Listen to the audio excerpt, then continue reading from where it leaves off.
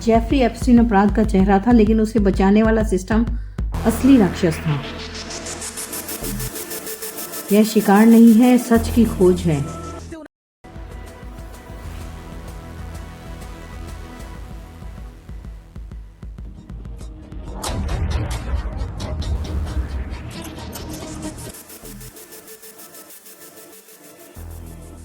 Word or sentence, how would you describe Jeffrey Epstein? A master manipulator. A charismatic monster. I'm a master manipulator. Very cruel. And that's why. Epstein files को लेकर जो photos सामने आई है, उनमें Bill Gates से लेकर Stephen Hawking ऐसे कई साइंटिस्ट, बिजनेसमैन, पॉलिटिशियंस और बिलियनर्स के नाम शामिल हैं। अब ये है कि एप्स्टीन ये सब कैसे कर रहा था, वो आखिर ये सब करने के लिए कन्विंस कैसे करता, कैसे एप्स्टीन बिना किसी शोर शराब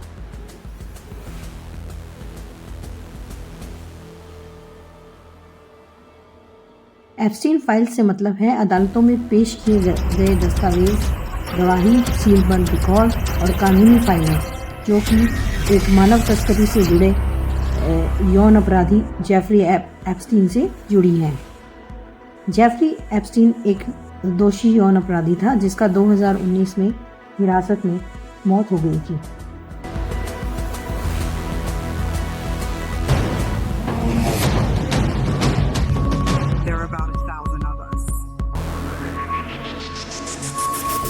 और यही का लालच दिखाकर वो, लेकिन उसकी मौत से यह मामला खत्म नहीं हुआ।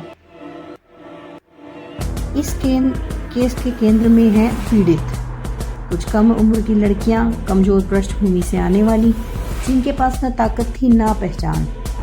उनके आरोप थे कि उनके साथ शोषण हुआ, यौन उत्पीड़न हुआ, उन्हें डराया गया और वर्षों की चुप्पी साध कर उन्होंने वो कष्टदायक समय निकाला। यह केस सुर्खियों का नहीं, मानव गरिमा का मामला है। यह त्रासदी इसलिए बेहद खास है, इसलिए यह बहुत खतरनाक है क्योंकि पीड़ितों की सुनवाई देर से हुई। ताकत ने कानून को रोका, समझौतों ने न्याय को दबाया, प्रभावशाली लोगों को संरक्षण दिया गया। सच्चाई वर्षों तक सील बंद रही और सहती रही कम उम्र की लड़कियां, जिनमें से ज़्यादातर की उम्र 12 वर्ष से लेकर और 17 वर्ष 18 वर्ष तक थी। तो चलिए समझते हैं आखिर इस केस में क्या क्या है। यह सिर्फ कानून में देरी नहीं थी, बल्कि एक मानवीय विफलता थी। इसका पूरे विश्व पे क्या प्रभाव हुआ है, एप्स्टीन फाइल्स के बारे में आज हम बात क्यों कर रहे हैं, चलिए समझते हैं इसे। एप्स्टीन फाइल्स पूरी दुनिया में इसलिए चर्चा में आई क्योंकि इसमें जुड़े थे शक्तिशाली लोग, प्रभावशाली नेटवर्क और अंतर्राष्ट्रीय संपर्क। यह है साफ समझना ज़रूरी है कि किसी फाइल्स में बड़े बड़े व्यक्तियों या दोषियों का नाम आना उनका दोष सिद्ध नहीं करता, लेकिन सवाल उठने तो ज़रूरी हैं। चलिए समझते हैं आखिर कानूनी कार्रवाई क्या की गई। समय के साथ गिरफ्तारियां हुई, संपत्तियां भी जब्त हुई, जांच दोबारा शुरू हुई, पीड़ितों ने केस दर्ज किए, दस्तावेज सार्वजनिक किए गए। लेकिन एप्स्टीन की मौत के बाद भी यह कानून की प्रक्रिया रुकी नहीं। यह एप्स्टीन फाइल्स सिस्टम को झकझोरने वाली फाइलें हैं। इन फाइलों से क्या सामने आता है? पीड़ितों की गवाही, ताकत का दुरुपयोग, जवाबदेही की कमी। इन फाइलों ने तुरंत न्याय नहीं दिया, लेकिन सवाल ज़रूर खड़े किए। यह केस अपराध में शामिल थे। उनमें से विशेष हैं ब्रिटेन के प्रिंस एंड्रयू, अमेरिका के पूर्व राष्ट्रपति बिल क्लिंटन, पूर्व राष्ट्रपति डोनाल्ड ट्रंप, अरबपति बिल गेट्स, वकील एलन डर्शोविट्ज। लेकिन आज भी इन सब पर आरोप सिद्ध नहीं हुए हैं। लेकिन यह माना जा रहा है कि बिल क्लिंटन जो हैं, उनके बारे में तो पूरी दुनिया जानती है कि लगभग हर एक यौन अपराधों के किस्से में उनका नाम शामिल रहा है, तो उन पर तो खैर किसी को कोई डाउट है ही नहीं। और डोनाल्ड ट्रंप जो कि काफ़ी रंगीन मिजाज हैं, वो अभी भी इस मामले में अपने नाम को दोषी नहीं मान रहे, वो अपने अपराध को स्वीकार करने को तैयार नहीं है। लेकिन अभी भी संदेहास्पद जो हैं उनके रिकॉर्ड्स जो हैं, फ्लाइट लॉग्स जो हैं, बहुत कुछ इशारा कर रही हैं। अरबपति बिल गेट्स और उनकी वाइफ मेलिंडा के जो बयान हैं उनसे ये साफ होता है कि कहीं ना कहीं बिल गेट्स की जवाबदारी इस मामले में ज़रूर है।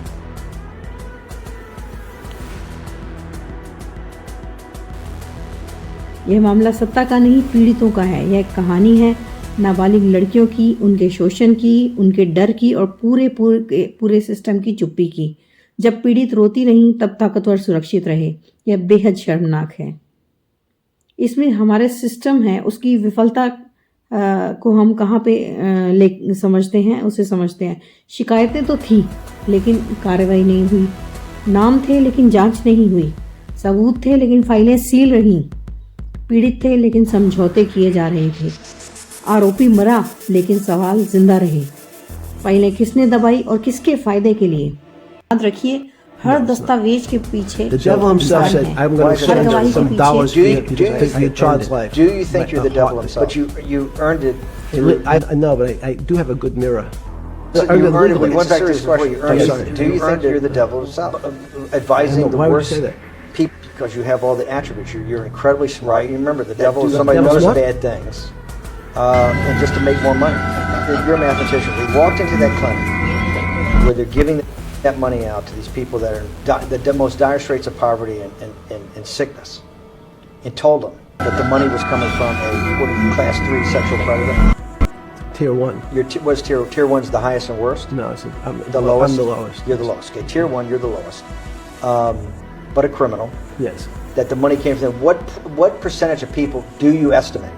I understand you don't like probabilities. Do you estimate would say, I don't care, I want the money for my children? I would say everyone said, I want the money for my children. Did they know where the money came from? I think if you See, told them, the if I told them 100%. the devil Himself. The devil himself said, I'm going to exchange some dollars for your child's life. Do you think you're the devil himself? No, but I do have a good mirror. It's a serious question. Sorry. Do you think you're the devil himself? I know.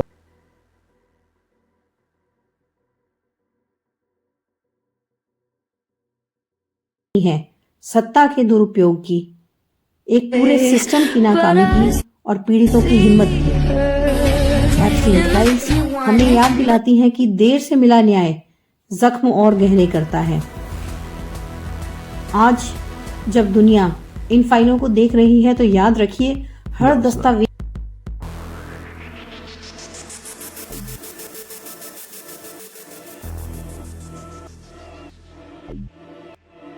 पीड़ित थे लेकिन समझौते किए जा रहे थे, आरोपी मरा लेकिन सवाल जिंदा रहे।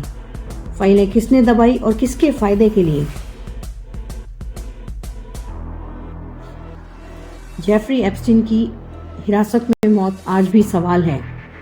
2019 में एप्स्टीन की मौत हो गई, कैमरे बंद रहे, गार्ड सोते रहे, सच गायब हुआ। लेकिन क्या यह सामान्य है? देश जानना चाहता है। सोशल मीडिया बनाम सिस्टम, सोशल मीडिया अपने आप में इस मामले में एक सिस्टम की तरह आगे आई है। जब सिस्टम चुप रहा तो जनता बोली, फाइलें वायरल हुई, नाम ट्रेंड हुए, सवाल गूंजने लगे। यह सनसनी नहीं, यह न्याय की मांग है। यह सोशल मीडिया की विफलता नहीं, सोशल मीडिया की ताकत है। आज की स्थिति ये है कि आज भी केस चल रहे हैं, पीड़ित बोल रहे हैं, जवाब अधूरे हैं, इंसाफ अब भी बहुत दूर है।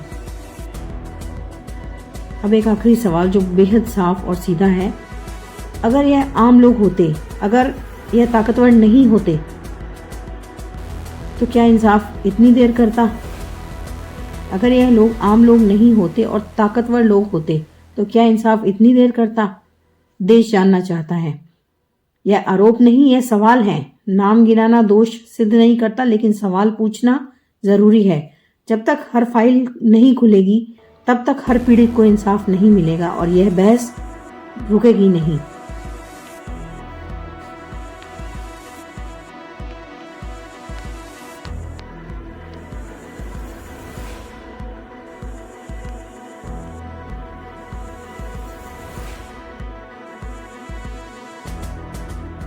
बीबीसी को दिए अपने एक इंटरव्यू में, जो कि उनकी मृत्यु से पहले का इंटरव्यू है,